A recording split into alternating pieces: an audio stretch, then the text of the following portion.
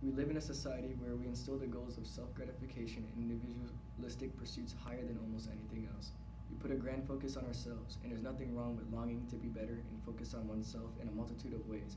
But we create a bubble, a virtual world where we are the victims, and more times than not, we forget about the people around us. Those who support you when it's dire, or even when you feel it's unneeded.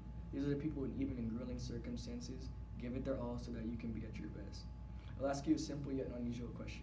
How many times do you critically think back on how much your teachers have worked for you? Yes, it's easy to say how annoying Mr. or Mrs. Blank is for giving you that ridiculous assignment or test, but have you ever thought about the many hours on end that they put in to create lessons for you, to carefully grade your work, to set aside extra time to help you understand the parts you struggle in? We never take a second to objectively think of who is around to lift you to reach these high goals you've set, and not simply of what happens or affects us personally, regarding only the fruit of our own experience and efforts, but failing to realize how much external attention goes into our individual lives. Parents are always a prime example. The sacrifices they've had to give since the day they've had us are practically unmatchable to anything we've been through thus far. Long nights they spend giving us attention, the many, many days they spend driving us to activities you want to participate in. And believe me, gas money isn't cheap.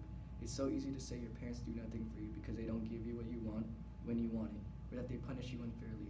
But if you truly believe that, then you're on a path of rude awakening. You have not been on this road alone, and that isn't going to change. The guidance figures you're surrounded by don't make you miserable because they find enjoyment out of it. In fact, I can guarantee every time they see you're distraught or sorrowful, it hurts them too. Life in itself is amazing, but to pursue and truly grasp what makes it amazing for you is not something that will necessarily be easy to reach. There has to be hardships. Those days when you just don't think you can do it anymore, feelings of hopelessness. It only makes reaching those peaks even better, but it's not a journey you can commit to by yourself. This is why we are at Montverde. This is why our parents are invested so much in every single one of us. It's because they understand our ambitions and are willing to support it in the best ways they can. Again, think long, but think hard.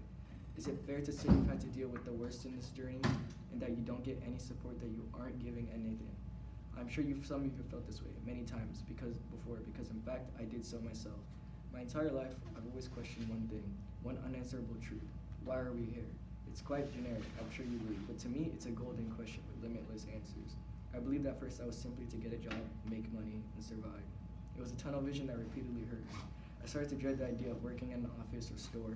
The simple thought of doing that every day until retirement actually horrified me for the longest of times. I did not realize that everything was a choice, ethical or unethical. That you can do whatever you want, including your dreams, as long as it's motivated not by just ambition, but commitment. The universe works in an incredible way. It has a way of giving back to those who devote themselves fully to what they see in the future for themselves. I went on as a kid thinking that it would all come to me as time went on. I wouldn't have to do anything in particular, but my father noticed this in me quite quickly. I didn't do the extra work to get better when I could in my studies or sports. I struggled, believe me, in math particularly, yet I never batted an eye towards it. My free time was often wasted when I could be improving myself in countless ways. And he told me this one day. He said, "Jaden, do you know how we got here?" And I replied, "Where?" And he said, "America, this neighborhood, this house." I said, "Okay, your mom and dad?" And he laughed. He said, "No. I came here when I was 18, alone. I had a little over $500 with a hunger to prove everything wrong and be the best I could. My peers hated me for always working hard, getting the better grade, making it out of Jamaica. I came here to attend UCF on a scholarship, but within a week, the family that took me in changed on me and kicked me out. My scholarship was taken away. I had less than half that money I originally came with, and I was homeless. What do you think I did?" he asked. "I don't know.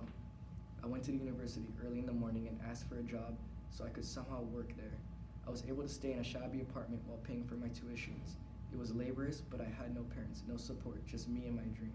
Eventually, I continued my studies and achieved my PhD, but every single day was a battle, though I made the most of it and put the effort in whenever I could. Now see this. I had virtually nothing, but my knowledge and drive. You have the support of many people and resources, but you take no advantage of it. Who is this fair to, and who are you truly hurting? I can't make you want whatever your ambition is, but you have to realize that we supply you with everything we can, but you must hold up your end and show that you want it." From this small yet reflectionary conversation, I realize that I have no right to ridicule, guilt, or even think of disrespecting those around me that are only here to help, especially when I haven't given my all back to them. I want you to know and truly understand this too. Passion must be respected. In order to do that, one must respect those around themselves by first respecting their own being. Reflect, what are you doing? Is it enough? Reflect how you act to one another. Is it fair? What have they done for you? And finally, don't live life in the motions. You cannot be the best you by giving a quarter of the effort or attention. Stop focusing on the accessories, things that won't support you on your path. You have many people that want to see you succeed.